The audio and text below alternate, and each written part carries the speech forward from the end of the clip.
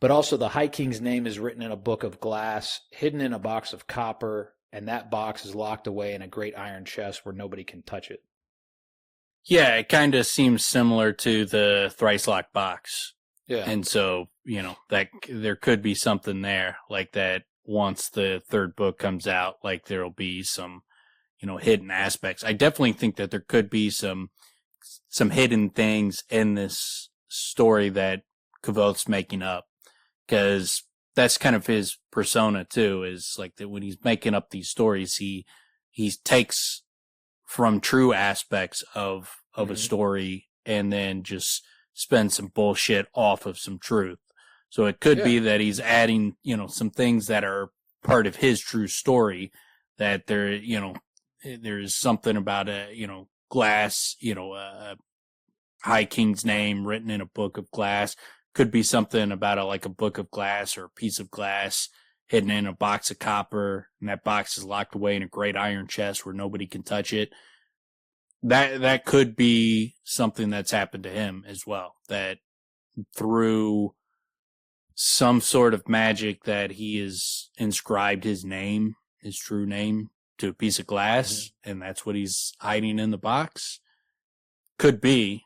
I mean, we don't know, but I would be surprised if there's nothing about this story that there's not hidden clues in it.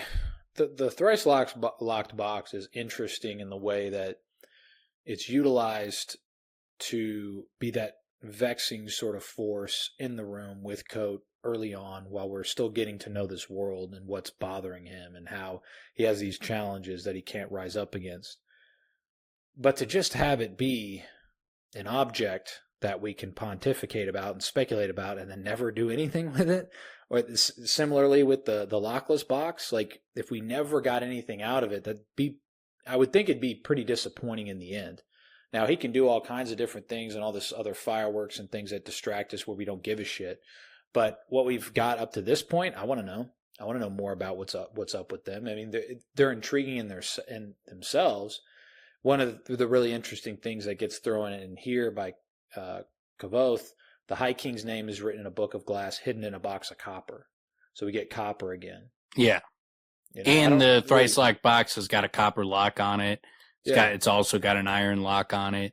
So there could be some aspects to this little part that has to do with the Thrice locked box. I don't know if it's going to be something as crazy as like he's locked his name in the box. I don't think that's going to be the case.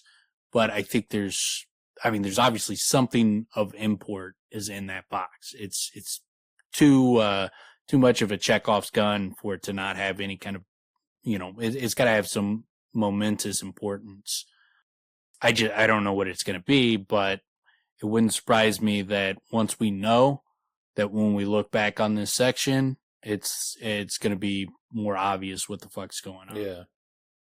It's great. It's super, super interesting because it's as mysterious as it is. It's physical. It's got that row of wood that has that mystique about it. And then when you bring in the lockless box with the row of wood, with the intricate details that only Kvothe's beautiful hands can feel, it's super cool. It's super intriguing because it's these objects that loom large in terms of the history because of how long they've had this lockless box, and then also Kvothe's Thrice locked box, which is even more mysterious because we don't know how he got it. We don't know what the history is. We don't know what's inside. All of it. It's all just. So it's really interesting. One thing I could see that it could be the case is that they open the doors of stone, and Denna has to sacrifice herself. Like she locks the door again to keep Ajax from escaping. Like he lets out things like the Scrael and everything, but Denna sacrifices herself to shut the door, and she locks herself behind it with Ajax. And so I could see like that.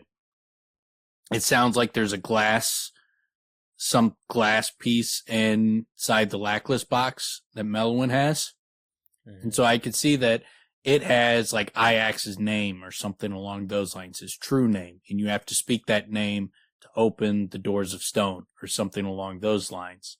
And so now Kvothe has this, and he's locked that in his thrice locked chest, and then he did something as far as like changing his name or, breaking his alar, losing his powers, that he would need those to be able to open the box. And so now that what's tearing at him, and the reason he's desperate to get into it, and he's kind of torn about it, it could be that he knows Denna is trapped, behind the doors of stone and sacrificed herself, and so he'd like to be able to get into the box to be able to, free her or try to save her, but he's also knows that he can't do it and he shouldn't do it, and so it could be like some kind of conflict of interest along those lines.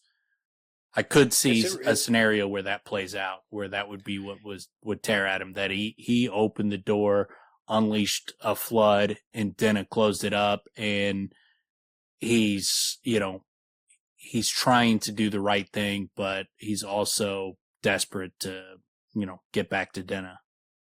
I like the idea that he's not hiding, he's guarding the box.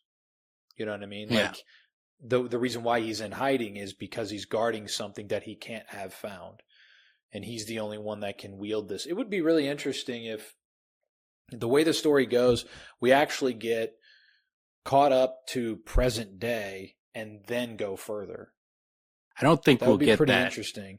I don't think we would either, but I just haven't thought about it until now. Like, it would be because it doesn't seem like that's what's been playing out with the story. It seems like Kvothe knows the end of the story, and that's what we're getting.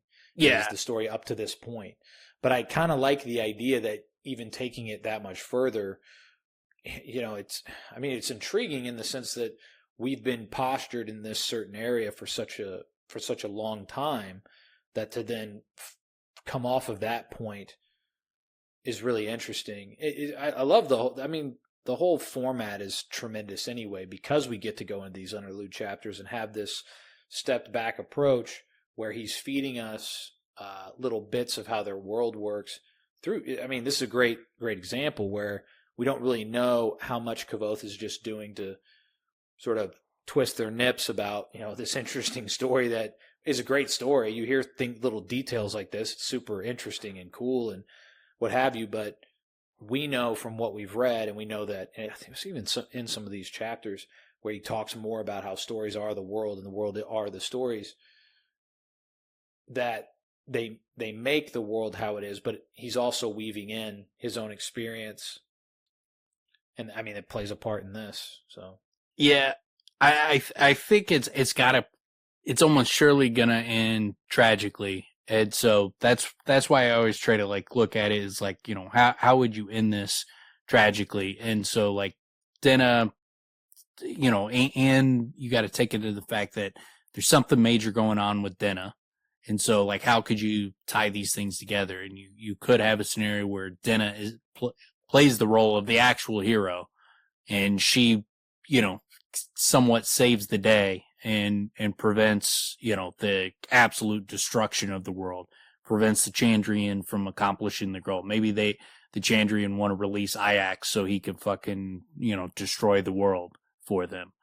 And Denna sacrifices herself to stop that. And then Kvothe knows that he can open the door, but he's got to prevent it from being opened again. And he knows that he will be tempted to open it again if he gains, if he doesn't lock away this information in a permanent way.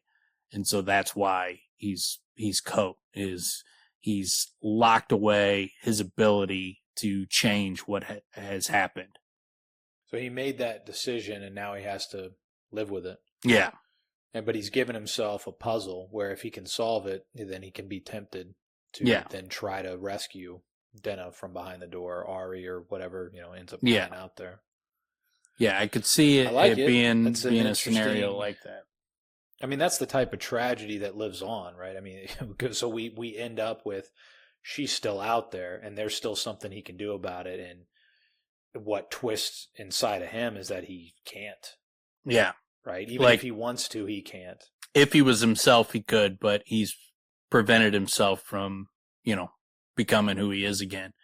And so and you could see a scenario where, Chronicler wakes him up and brings him back to himself, and then Kvothe has got to do something, sacrifice himself to prevent, because like so much of the story is about Kvothe making these rash decisions that have catastrophic effects, and maybe it's going to end with him resisting the urge to do something stupid and doing something that would that he wants, because the consequences of it are going to be too great, and so that he sacrifices himself to prevent himself from fucking shit up further.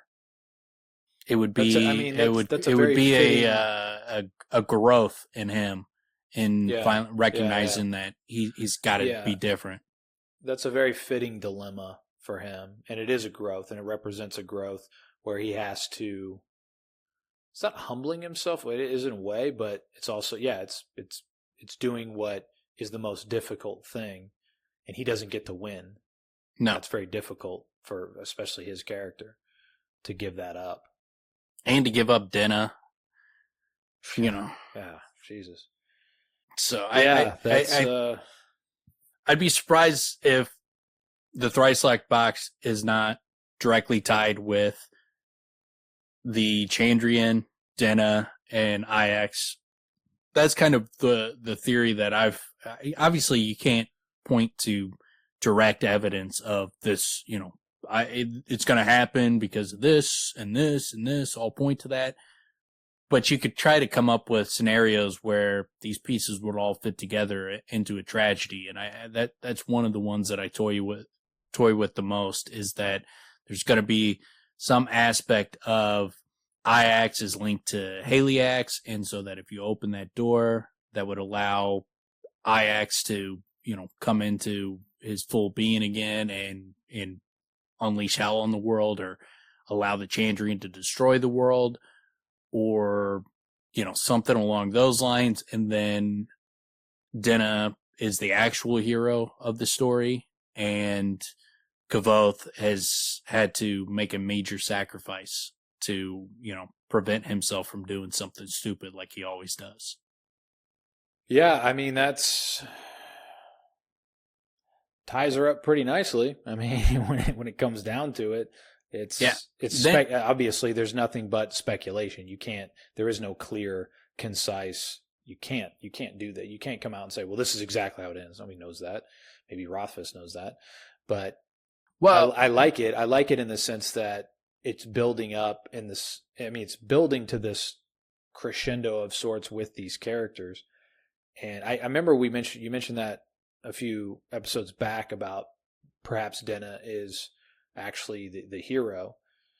And I kind of dig that. And so Kvothe is basically, he's a force, and he's going to be pivotal, and he's going to make it. Yeah, he's going to make that difficult decision, which would make what you're saying was basically makes Denna the hero, because she ends up being the ultimate sacrifice. Yeah, and then once you tie that in with the Mario Brothers and the Lone Ranger and Twilight, and the boy band and Jack in the Box, like, it fits with everything. I mean, it fits perfectly. Man.